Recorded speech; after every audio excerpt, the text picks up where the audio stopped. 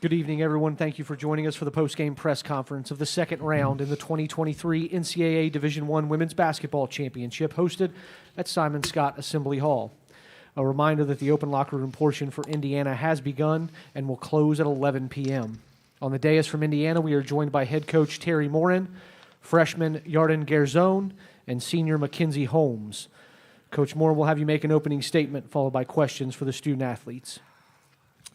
Well, first of all, congratulations to Miami for coming in here tonight and playing extremely well. We were not surprised by how hard they played and how well they played. It's a big moment, and I'm sure Coach is excited that they stepped up and delivered them a victory, over our basketball team. I felt like it was a game of runs. They had more runs in the first half than we had. But then, like we always do, we fight our way back in to games. It took us a minute to get it tied up, but then, it seesawed back and forth. We ran out of time there, unfortunately. And, I'm disappointed for our players. I'm disappointed for Grace Berger. I'm obviously, in particular Grace Berger, because this is the last time that, we will see her on our roster. But we're disappointed. It stings, it hurts, but it should if you're competitors and it means anything to you, the way these kids work. Like I told them, if they didn't have tears and they weren't emotional, then I would wonder what all of the hard work was for. And I'm so proud and grateful for these kids. I love every one of them. They give us their best every single day. And I'm so proud of them. And as I said to them, when the dust settles, we're going to look back at all the memories that we made this season. It was special on so many accounts. It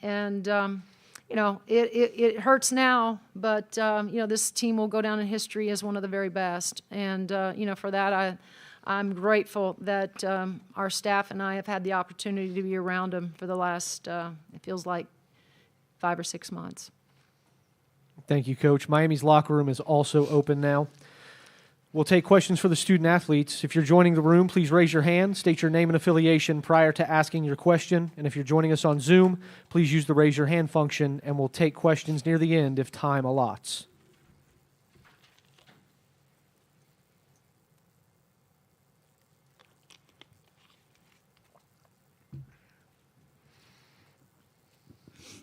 For Mackenzie, Lou Friedman from the Seymour Tribune.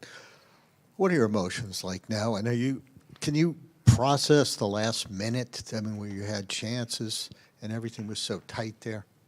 Yeah, it's hard to put into words right now. Obviously, I'm upset, my last game with Grace, and it's been a privilege to play with her these past 4 years, so I just hate that it has to end like this for her, but just a lot of emotions in our locker room right now.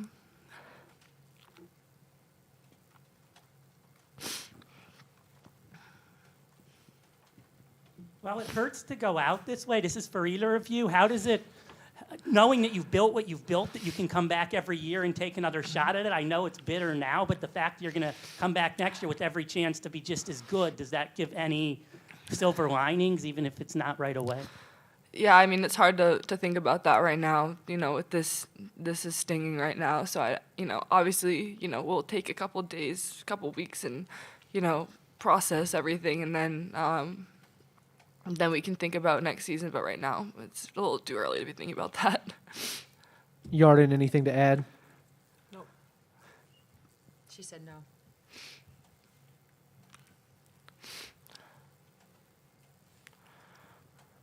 For Yarden or Mackenzie, what was the biggest difference maker in this game for you guys? Like Coach said, it was a game of runs, and, in that first half, we dug ourselves a hole, and we got ourselves out of it, but it just came down to the last shot.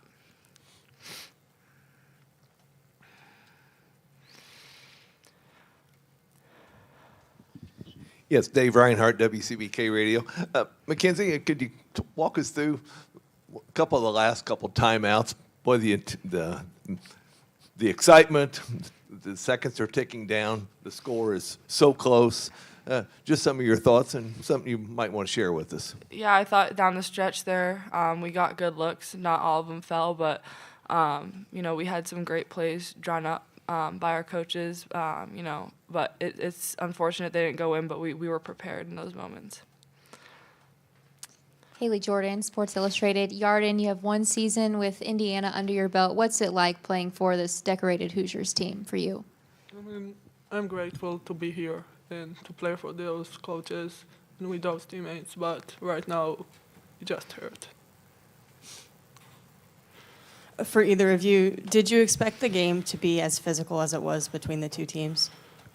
Yeah, I mean, it's a Power 5 team, so we knew that coming in they were an aggressive, physical team.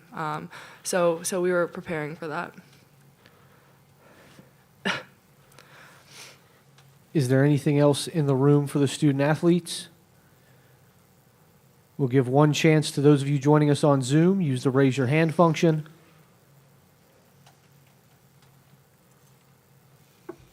If not, ladies, thank you for joining us. You may join your team back in the open locker room. A reminder, Indiana's locker room will close at 11 p.m. Miami's will close at 11:02. We'll now take questions for Coach Morin. Raise your hand, and we'll get you a microphone. Please state your name and affiliation before asking your question.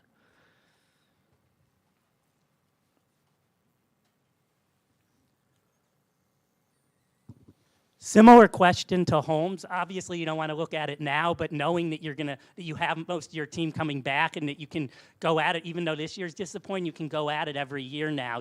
It's a top team, and you don't have to worry about sliding back. And this program is elite now. Even if you didn't get what you wanted this year, you'll always have it going forward now and next year.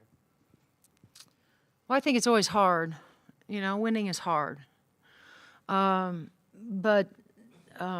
I think, once we get over the disappointment and the kids have a couple weeks off and then we regroup here, it'll be weird not to see Grace Berger, walk, excuse me, walk through that door.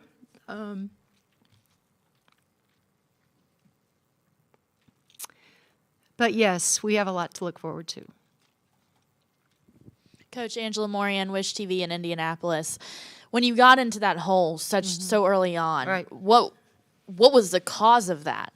Well, again, a lot of things. A lot of it, give Miami credit. They came out. We knew they were going to be physical. They got up in us. They made us uncomfortable. I didn't think we looked like we had any good rhythm, pace, flow to, what we were trying to do offensively. They came out and they stuck shots. They stuck shots and early and help build the lead.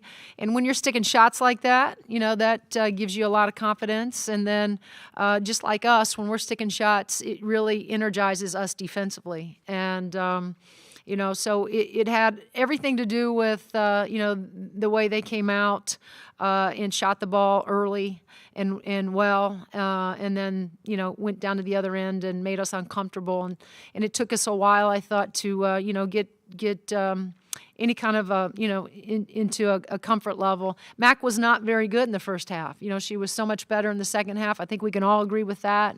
And so it took, it's been about 12 days since Mac's played any competitive basketball in terms of getting up and down. We knew she would take a minute to sort of get her legs underneath her. But it's just, unfortunate because we've been so disciplined, and we had some slippage there on the defensive side of the ball, going under, 14, and just some other things that are uncharacteristic like of our team, and it's unfortunate on a night where we needed to be so good and flawless almost defensively. We had a lot of hiccups throughout the 40 minutes. Coach Mason Williams with thehoosier.com. I know there's a lot of emotions with it, but kind of with Grace, you guys have been so close. Sure. What do you hope is the perception of her? Oh shoot, she is. She's helped build this program, And we're not sitting here where we are today. We weren't sitting here a year ago, probably 3 years ago, without Grace Berger on this roster. And so, just so grateful that, as I said, that she's, decided to become an Indiana Hoosier 5 years ago when she had a lot of different options. She chose us, and, we're so grateful. And again, she's going to be one of the very best to ever put on a uniform. And, that's, and I can't wait to see what's next for her. She's been an unbelievable kid to coach. She's been an unbelievable teammate. That's why they're so emotional about her, because, she means so much to all of us. That's, I don't know if I can quantify in the words just how important she's been to us in this program. Will Foley, Indiana Daily student. Coach, especially down the stretch, you kept going back and forth, kept tying it, but you never had the lead in the game. You couldn't take the lead at the end. Right. What was it that made that barrier so difficult to break through? Well, I mean, we got good shots. We got the shots we wanted. They just didn't go down. I mean, it's, easy to see, right? And then we couldn't get the stops. We felt like the whistle was quick tonight down there, especially in the second half. As physical as the game was, I thought the whistle was pretty quick down there, and we put them at the free throw line, and that's where they capitalized. That's where they hurt us, right? And you can't do that going down the stretch in a close game like that. Those are free. Those are free shots at the free throw line unguarded, and so. But we got the shots we wanted. We'll take that shot from Grace Berger. I'll take the layup from Chloe that she missed as well. They just didn't go down for us tonight. So we could have easily have probably climbed ahead, but it didn't happen. And we have to learn from it, and we will. We'll be better because of this experience, as we always are. And it'll take a couple days, but we'll move on. Coach, Amanda Foster inside the hall. How do you coach your team through games like this when the tensions are so high, when there's frustration down the stretch with the whistles, just with the way the game's being played and how much it means to you guys? Well, I think they were coaching themselves, and just reminding each other that, a lot of things were not going to be in their control, and they couldn't complain and couldn't get frustrated. So I think that those guys collectively tried to remind each other just to stay level-headed, to try to continue to show composure, but also, we knew we had to guard, we had to get stops, and you can't fault the effort of these guys. I mean, they gave us every ounce of energy and effort, but they did. Miami made us pay, in the sense that they run great action, and we certainly had some game slippage, and that was frustrating over there on the sideline. Whether we didn't communicate the way we needed to in a switch, whether we went under a ball screen. With the Cavender kid that is so deadly from outside. We did that. I think it was a 2-point game at that point, and then, we give up a 3, and then we go down 5, and it's because we went under a ball screen, and was not our game plan. Coach Dave Reinhardt, WCBK. You was talking earlier about the runs throughout the game, and you got down double digits, and Chloe knocked down a 3, and then Mac, of course, with her back-to-back field goals there in the third quarter. But the play of Chloe handling the ball, Grace also, but Chloe, she's going to be back with you next year, and just some of your thoughts about her. Yeah, Chloe has been so terrific all year, and especially in the absence of not having Grace, for a time, she has it's been so fun to watch the way she has handled herself from the time she was a freshman to the time she was a sophomore. You guys have heard me talk just about her story and the process and being patient and waiting for her opportunity and time. And she's walked in those doors every day and has just put her head down and has worked. She's a great teammate. She obviously was so instrumental in our success we had this year. And I'm excited that we got her, we have her for another year next year because, certainly having an experienced team, a kid that's been battle tested the way she has will bode well for us. Lou Friedman, Seymour Tribune. Terry, it's never a given you're going to get the ball back in those last seconds, and you had a couple chances, and then Yarden hits the three. Mm-hmm. What went through your mind when you tied it, and what did you tell the players, this is what you got to do? Well, you got to get a stop. That's what you got to do. You got to get a stop, and we didn't. They went inside to Harden, and we kind of overshot it a little bit and gave her just enough space that that thing I think hit every ounce of rim and went in. And then again, another hiccup. Chloe was supposed to get the ball quickly and inbound it to Grace. We had 3.8 seconds to get down the floor. Instead, we hit the panic button and Yarden takes it out, and then there's a little bit of confusion there. And so, in those moments, you try to help them as much as you can. But again, we had an opportunity to get the length of the floor and perhaps get a shot. But again, Miami did a great job of closing the gap and knocking it out of Chloe's hands. Kevin Vera, the Hoosier Network. Coach over here.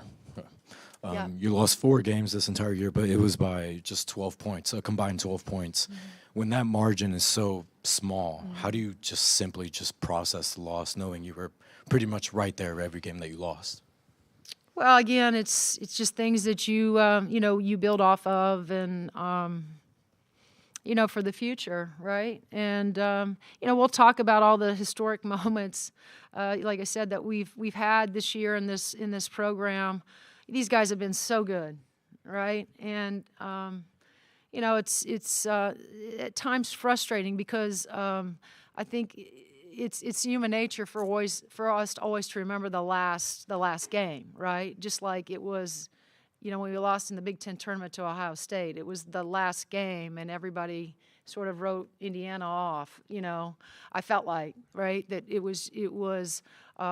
These kids had won 27 games at that point, and it's that one game that everybody wants to talk about, and that's not fair to those kids. And so, as we move forward, we're gonna remember that, right? 12 points. You're 28-4. That's a great season. For a team that was picked third, I think, in the Big Ten and end up winning, this only the second Big Ten championship. You get a number 1 seed, which has never happened here in the history of Indiana women's basketball. And so there's been so many great things that have happened with our program. And I choose to focus on all the great things, right, instead of those 4 hiccups that we have. And like I said, it hurts right now, but it should. I mean, we work hard, and winning is hard. And those kids are upset. They're emotional right now. Their plans were, to win a national championship, and we haven't have no problems, talking about that goal. And so that will, we'll regroup, and then the goals will remain the same: to win another Big Ten championship, to, get to a Final Four. And, we've just done so many great things this year, and it's really hard. I'm sad, but golly, when I look back, I'm very proud. Last one on the left. Brian Hedge, the Indianapolis Star. Sydney talked about coming to IU and that sort of reigniting her love for basketball, finding herself again, and she talked about the role that Grace played in that. Sure. How have you seen that develop with Sydney, and just the role that Grace has played in helping reignite that love? Grace plays such a big role in all of our lives, because I'd love to say, and you guys know this, she's the biggest introvert you'll ever meet, but she is the best teammate.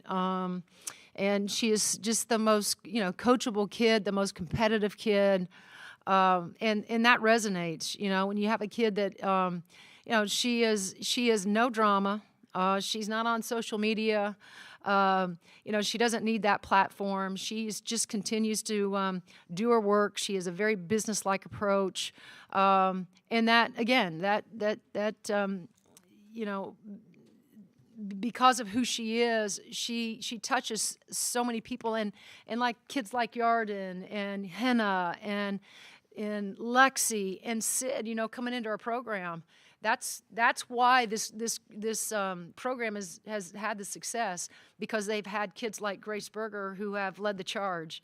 And so, Sid now is part of a program where being in the gym, which is something Sid Parrish has always loved to do, is now, it's fun for me, right? It's work, but it's fun. And so, for Sid to say that, she's regained her love, but also it's been a lot, it's been influenced by Grace Berger. Trust me when I tell you, I mean, she touches everybody in their own way. Just because of who she is as a kid, as a person, as a human being. I mean, I said this about Allie Patberg last year. It's hard to find kids that want to come in here every day with that business-like approach that, oh, by the way, are great human beings, and they just want to work, and they want to be great teammates, and they want to be respectful, and they want to, just help you, be successful.